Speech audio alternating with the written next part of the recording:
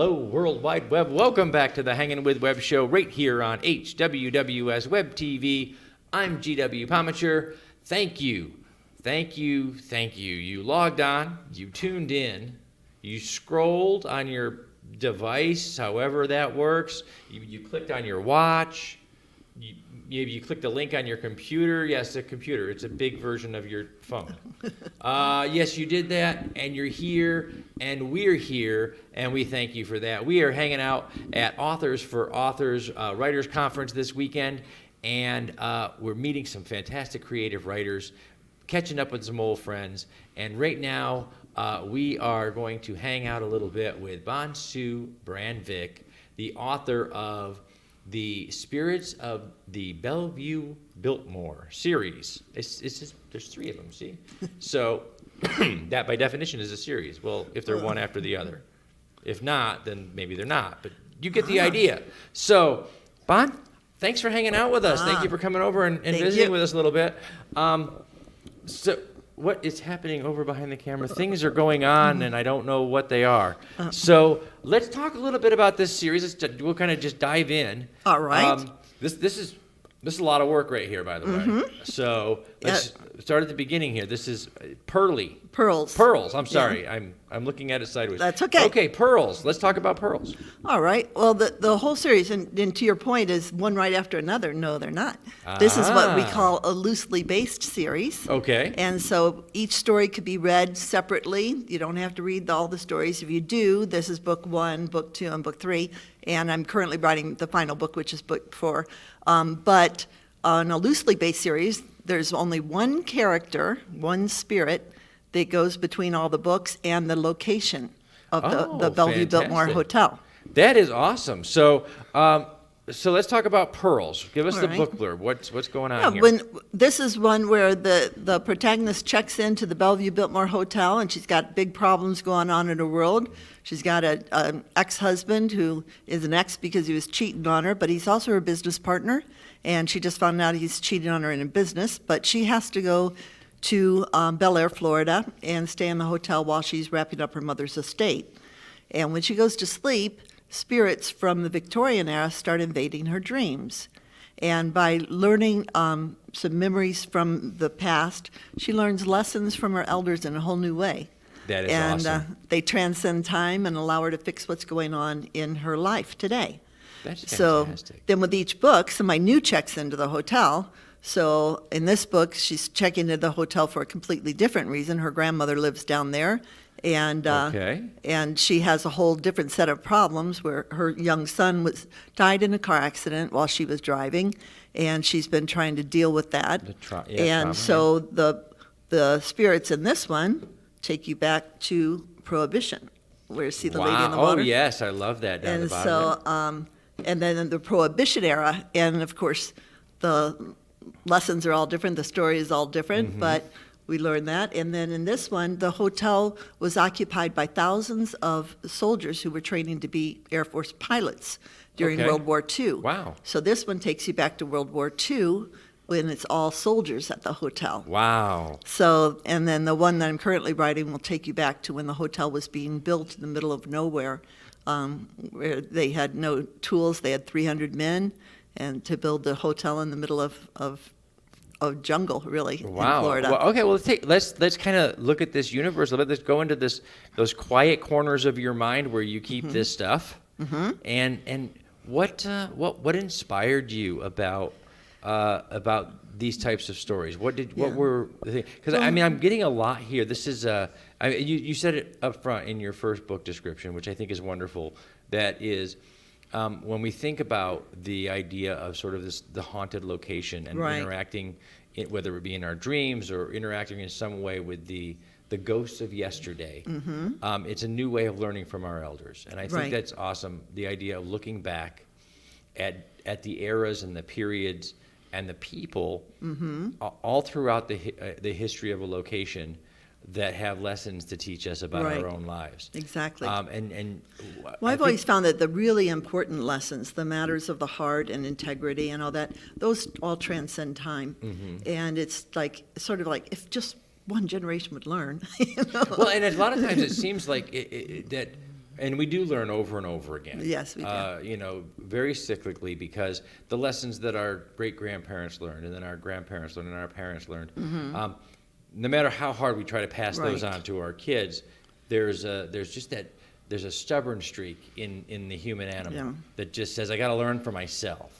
Yeah. And so we tend to learn over and over again without looking backwards. Well, the it's one interesting. common thread of learning here is I have one spirit, an elderly woman named Margaret Plant, who was the wife of the guy who built the hotel, who was, Okay. you know, And she's sort of, transportation magnate. she's And she's bringing just the- wise, and she helps all the other spirits connect and explains what's going on to the person who's asleep and experiencing the spirit Wow. realm.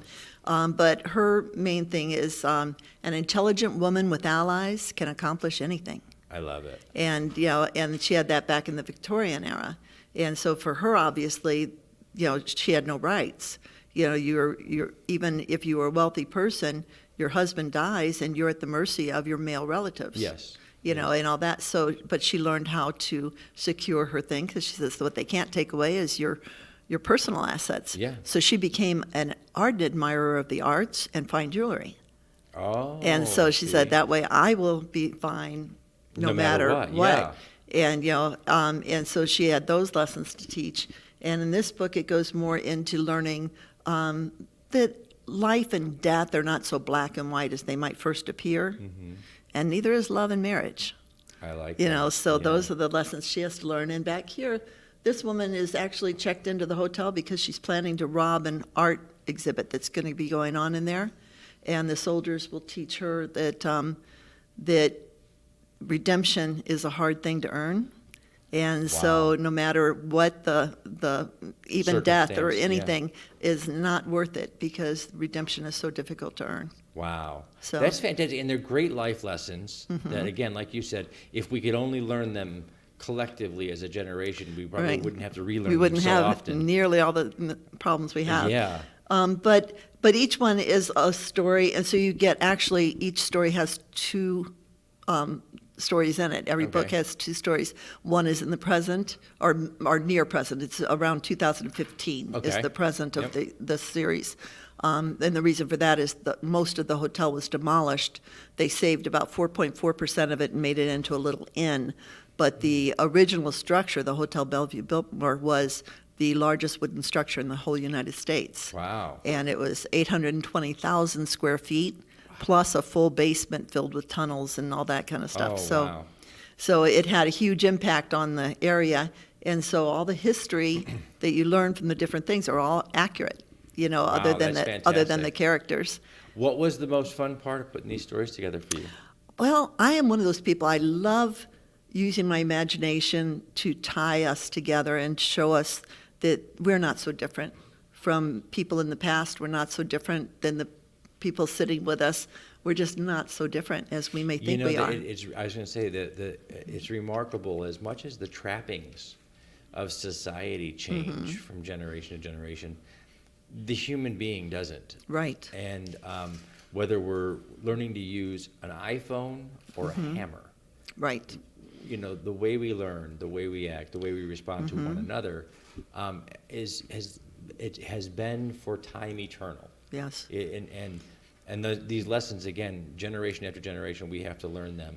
And in modern times, in particularly the last 100, 150 years, the best way to do that is by looking back. Right. Because right. we can, for the first time in 35,000 years of gathering together, we have stories and art and literature, and we have the ability to look back and see the Right. world through the eyes of another generation, not as they talk to us the way our mom or dad would, but as they lived it. Right. Because we don't, I don't think we can sort of teach our children, don't do this because this is how it worked for me.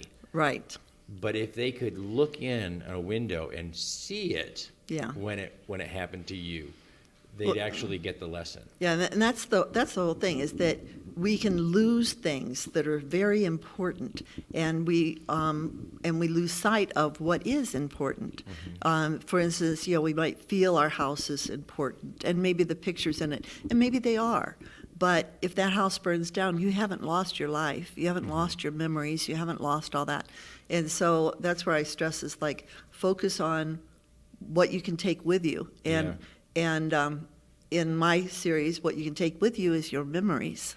And you can't lose any of your memories. Yeah. Well, So and you know what? yeah. The great thing about the memories and the things that we carry with us are we pack light. We tend, as human beings, it's kind of a part of our brain. We tend, yes, we remember the traumas and we remember the difficulties and the hard times, but the things that draw our attention and our memories tend to be the light moments, the good Right. moments, and they Yes. keep us motivated for the future. And in hard times, we lean on them, and so it is. When the house burns down, you tend to remember all the birthday parties. Well, and when the house burns down, what you will remember while you're alive is that I had that wall where I marked my kids' growth charts, and we had wonderful times in the part, and I loved my study with the books.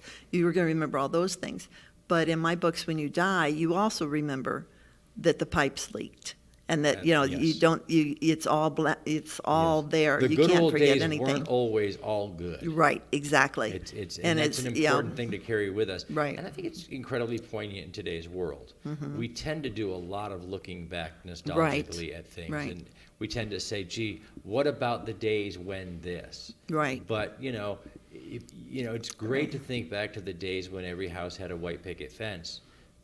But those are also the days when maybe Kids had polio.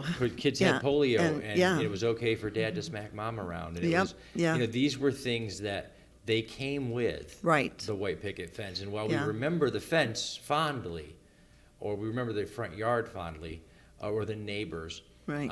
we need to not forget that the pipes leaked, and that there were problems, Yeah. and that we were human, and we had to evolve and grow. And it's amazing Yeah. to see, But these in are my all books- powerful. These look like really strong young women. Yeah, they are, and I'm big on that as far as women banding together. And like my protagonist, the spirit of Margaret Plant, she's not against the Good Boy Network. She thinks that's great. If you ask a man, say, I've got a problem with my roof, the first thing they'll say is, I know a guy, I know a guy. and they do it. If you ask a woman, I need a babysitter, there's mum silence. She is so afraid that you're going to use the babysitter on a night that she does, so they don't share. And that's the what we've built up over time. And so where Margaret Plant is goes against that whole thing, and she's like, build a women's good old boy network. That's right. It can be a good old girl network. And so that's what she's always teaching is bond together, because with allies you can accomplish anything. And I love that. I love that yeah. that you've chosen a woman from an era where we would tend to think that And being the genteel law, and, the everything law working against itself you. treated them a certain Yeah. way. But again, these strong women have an opportunity to learn from a strong woman. I think it's oftentimes when we look back at an era when life was a little less than fair, we tend to think that that the ladies just sort of went along, and we forget that they could be powerful too, and that Yes, they really did rule. part of the strength of that generation of women was that they found their strength in places where they had to kind of keep it to themselves. Right. No one wanted to see them become powerful, so when they found their strength and they found their power, Yeah. they wielded it well. And we have so many stories now coming from families that have passed down their stories where we find out that some of these matriarchs from the Victorian era were just that. Right. They were powerful, they were intelligent, they were capable, and they had to conform to a certain structure, but they had to hide their light under a bushel. Yes. And there were a lot of responsibilities that they had that people just don't even have any idea how many things Yeah, I actually they had watched to it. do. It was a very fascinating documentary that was actually a docu-series, I suppose they call it. It's reenactors. They were confined to live in a home built in 1901. And the rules of the home were you can't have anything in your daily life or use anything in your daily life that wasn't made in existence in 1901. Right. And, Dad got to get up every morning and go out and actually because we live in the modern world, interact with the modern world. Right. Mom, on the other hand, oh my goodness, and the lessons learned about the strength and just the nature of women in that era. Right. It was, you know, there was a lack of respect for that era before the experiment, but through the course of the experiment, trying to hold on to your identity, trying to be who you are in our modern era while conforming to that era, it gives you a new respect for the journey that we've been on. Well, that's the thing is I often, my mother's 94, and she always tells me it's like they don't teach history anymore in school, and I'm like, they do, but the problem is that so many things have happened exponentially that there's so much more that they have to learn now. It has to be what is relevant, what is important, and you know, for them to learn, because they have so much other stuff to learn now. I love to tell our audience all the time that if you know, your teachers are going to do the best job that they can. They're going to give you the tidbits, and like you said, human history has grown exponentially in the last century and a half. Right. The sheer technology and Just the way life has changed so dramatically. But really, when you break it down, if you're looking for that inspiration, those historical stories, the tales that we tell, Right. this is where you want to look, guys. Because Exactly. it has always been. It's not new. Teachers are you know have always done their best, but we draw our life lessons from our literature. Right. We look at our artists and our writers and our poets, and we say, what do I draw from that? And the modern telling of these stories is as critical as it ever was before, because like we can't teach every moment of every day in history, but And here we can draw lessons. the other thing too is I don't like to pretend like I know what's going to happen. In my world, the lighted path is here. The spirit realm is the part between the land of the living and that bright light, because I don't want to mess with anybody's idea of what happens once you're in the afterlife. And my spirits don't know either. But something there, you can step off that lighted path. You don't have to follow it, and you can follow it at any time. So some of them stay in the spirit realm to regain their redemption, or to try to maybe they don't think they did enough good things, that they think judgment is on the other side, and they want to put a bunch of things into their court before they go and face that. But we don't really know what's happening there. That's so I always want to stress that what you do now matters, because you don't know what's going to happen. Absolutely. And, You know, we with our last guest in the chair, we talked about that. Every morning you wake up, you're breathing in, you're breathing out. That makes it a good day. Yeah. That's right. You have another day. Nobody promised you that day. So my mother says every day you're on the green side of the grass is a good day. That's a good day. And so, guys, check out these books. We're going to drop links down below so that you can find all of BonSue Brandvik's work. Check out the Spirits of the Belleview Biltmore. One thing I just wanted to add is all my books are available in print, ebook, and audio. Awesome. Fantastic, guys. So you'll be able to find all these books in the links down below. Please check them out. Check out BonSue Brandvik, the Spirits of the Belleview Biltmore series. While it is a series, ladies and gentlemen, you can read any book in any order and have a good time. So make sure you check these out. Check into the Biltmore and see how you do. We're going to say goodbye, and as we do, we wrap it up. We want to say thank you to all of you for watching. Thank you to all of our partners and our friends and our sponsors. Remember, log on, tune in, and see who we're hanging with next.